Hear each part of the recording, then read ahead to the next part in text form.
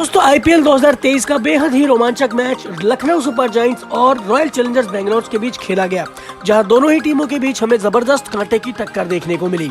Toss जीतकर Lucknow super giants ने पहले गेंदबाजी करने का निर्णय किया और रॉयल चैलेंजर्स बेंगलोर को पहले बल्लेबाजी करने का मौका दिया। अब बल्लेबाजी करने मैदान पर उतरे आरसीबी के सलामी बल्लेबाज विराट कोहली और फाफ डु प्लेसी और गेंदबाजी की शुरुआत कराने आए जयदेव उनादकट ने सटीक गेंदबाजी करते हुए ओवर से मात्र 4 ही रन दिए। वहीं दूसरे ओवर में विराट कोहली ने एक गगनचुंबी छक्का और एक करारा चौका लगा दिया। वहीं तीसरे ओवर में भी विराट कोहली ने बेहतरीन चौका जड़ दिया और चौथे ओवर में भी विराट कोहली ने 2 शानदार चौके लगाए। वहीं 5वें ओवर में कोहली ने एक आसमानी फायर कर छक्का जड़ दिया और छठे ओवर में विराट कोहली ने घातक बल्लेबाजी करते हुए बेहतरीन चौका और एक गगनचुंबी छक्का लगा दिया। विराट कोहली रुकने का नाम ही नहीं ले रहे थे और लगातार चौके छक्कों में डील करते जा रहे थे। अब 6 ओवरों के पावर प्ले के बाद आरसीबी बिना कोई नुकसान के 56 रन बना चुकी थी। आरसीबी को अच्छी शुरुआत मिल चुकी थी। वहीं 7वें ओवर में रवि बिश्नोई ने कोई बाउंड्री नहीं दी और 8वें ओवर में भी आरसीबी को कोई बाउंड्री हासिल नहीं हुई। वहीं 9वें ओवर में किंग कोहली ने 1 रन लेकर अपना अर्धशतक पूरा कर लिया और 10वें ओवर में विराट कोहली ने एक आकाशीय छक्का लगाया और फैफ ने भी एक करारा चौका जड़ दिया। अब 10 ओवर के बाद रॉयल चैलेंजर्स बेंगलोर बिना किसी नुकसान के 87 रन बना चुकी थी। दोनों बल्लेबाज बेहतरीन लय में नजर आ रहे थे और अच्छी साझेदारी बनती नजर आ रही थी। वहीं 11वें ओवर में फाफ डु प्लेसी ने एक करारा चौका लगा दिया, लेकिन 12वें ओवर में अमित मिश्रा ने बेहतरीन गेंदबाजी करते हुए घातक नजर आ रहे विराट कोहली को स्टॉइनिस के हाथों कैच आउट करा दिया और आरसीबी को पहला बड़ा झटका दिया। किंग कोहली 64 रनों की शानदार पारी खेलकर वापस पवेलियन लौट गए। वहीं 13वें ओवर में लेग बाय का एक चौका आरसीबी को हासिल हो गया। लखनऊ सुपर जायंट्स के गेंदबाज सटीक गेंदबाजी करते नजर आ रहे थे और रन गति को कम करते नजर आ रहे थे। वहीं 14वें ओवर में ग्लेन मैक्सवेल ने एक के बाद एक लगातार 2 चौके और एक गगनचुंबी छक्का जड़ दिया और 15वें ओवर में फाफ डु प्लेसी ने ताबड़तोड़ बल्लेबाजी करते हुए एक के बाद एक 2 आकाशीय छक्के लगा दिए और इसी ओवर में आखिरी गेंद पर मैक्सवेल ने भी एक गगनचुंबी छक्का जड़ दिया। अब 15 ओवर के बाद रॉयल चैलेंजर्स बेंगलोर 1 विकेट के नुकसान पर 137 रन बना चुकी थी। फाफ बेहतरीन बल्लेबाजी करते हुए अपने अर्धशतक के काफी करीब पहुंच चुके थे। वहीं 16वें ओवर की पहली गेंद पर फाफ डु प्लेसी ने एक आकाशीय छक्का लगाकर अपना अर्धशतक पूरा कर लिया और 17वें ओवर में मैक्सवेल ने एक आकाशीय छक्का जड़ दिया और शानदार चौका भी लगा दिया। वहीं 18वें ओवर में मैक्सवेल ने एक करारा चौका जड़ा और फिर फाफ डु प्लेसी ने ताबड़तोड़ बल्लेबाजी करते हुए एक के बाद एक लगातार 2 गगनचुंबी छक्के और एक बेहतरीन चौका लगा दिया।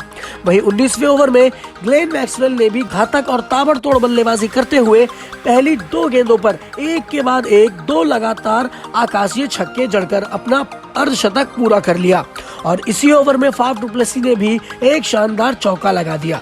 वहीं 20वें ओवर में मैक्सवेल ने एक गगनचुंबी छक्का लगाया, लेकिन मार्क वुड ने शानदार गेंदबाजी करते हुए अगली ही गेंद पर ग्लेन मैक्सवेल को क्लीन बोल्ड कर दिया और मैक्सवेल 59 रनों की घातक पारी खेलकर वापस पवेलियन लौट गए और 20 ओवर के बाद रॉयल चैलेंजर्स बेंगलोर ने 2 विकेट गंवाकर 212 रन बनाए। आरसीबी की ओर से फाफ डु प्लेसी ने 79 रन बनाए और नाबाद रहे। आरसीबी ने एलएसजी को जीत के लिए अब 213 रनों का विशाल लक्ष्य दिया। अब 213 रनों के लक्ष्य का पीछा करने एलएसजी की ओर से मैदान पर उतरे एलएसजी के सलामी बल्लेबाज केएल राहुल और कायल मायर और आरसीबी की ओर से गेंदबाजी की शुरुआत कराने आए मोहम्मद सिराज ने पहले ही ओवर में घातक गेंदबाजी करते हुए कायल मायर्स को क्लीन बोल्ड कर दिया और लखनऊ सुपर जायंट्स को पहला बड़ा झटका दिया और कायल मायर्स बिना खाता खोले ही वापस पवेलियन लौट गए। अब मैदान पर आए नए बल्लेबाज दीपक हुड्डा ने एक करारा चौका लगा दिया। वहीं दूसरे ओवर में विली ने सटीक गेंदबाजी करते हुए 6 ही रन दिए और तीसरे ओवर में केएल के बल्ले से हमें एक करारा चौका देखने को मिला। वहीं चौथे ओवर में हुड्डा ने भी एक शानदार चौका लगा दिया, लेकिन वैन पॉर्नेल ने बेहतरीन गेंदबाजी करते हुए दीपक हुड्डा को कॉट बिहाइंड आउट करा दिया। हुड्डा 9 रन बनाकर वापस पवेलियन लौट गए और इसी ओवर की आखिरी गेंद पर वैन पॉर्नेल ने और भी घातक और खतरनाक गेंदबाजी करते हुए कुणाल पांड्या को भी कॉट बिहाइंड आउट करा दिया और एक ही ओवर में लखनऊ सुपर जायंट्स को 2 महत्वपूर्ण झटके दे दिए। कुणाल पांड्या बिना खाता खोले ही वापस पवेलियन लौट गए। वहीं अगले ओवर में मार्कस स्टॉइनिस ने एक बेहतरीन चौका जड़ दिया। छठे ओवर में भी स्टॉइनिस ने एक करारा चौका लगा दिया। अब 6 ओवर के पावर प्ले के बाद लखनऊ सुपर जायंट्स 3 विकेट के नुकसान पर 38 रन बना चुकी थी। आरसीबी को एक बार फिर से अच्छी शुरुआत मिल चुकी थी और एलएसजी काफी मुश्किलों में नजर आ रही थी। वहीं 7वां ओवर डेविड विली ने 6 रनों का किफायती फेंका।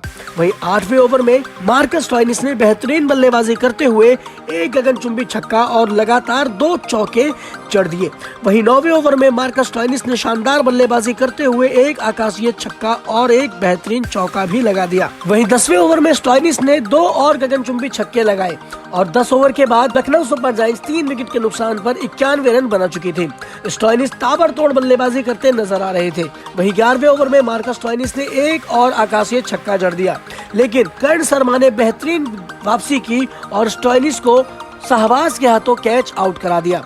स्टोइनिस 65 रनों की ताबड़तोड़ पारी खेलकर वापस पवेलियन लौट गए। अब मैदान पर आए नए बल्लेबाज पूरन ने एक गगनचुंबी छक्का लगाकर अपना खाता खोला और ये बता दिया कि आज वो किस मूड में मैदान पर उतरे हैं। लेकिन 12वें ओवर की पहली ही गेंद पर मोहम्मद सिराज ने घातक गेंदबाजी करते हुए केएल राहुल को किंग कोहली के हाथों कैच आउट करा दिया।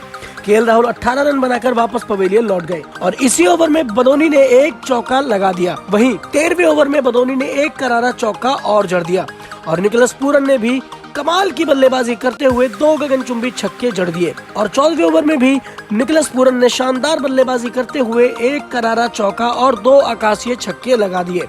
निकोलस पूरन बहुत ही ताबड़तोड़ बल्लेबाजी करते नजर आ रहे थे।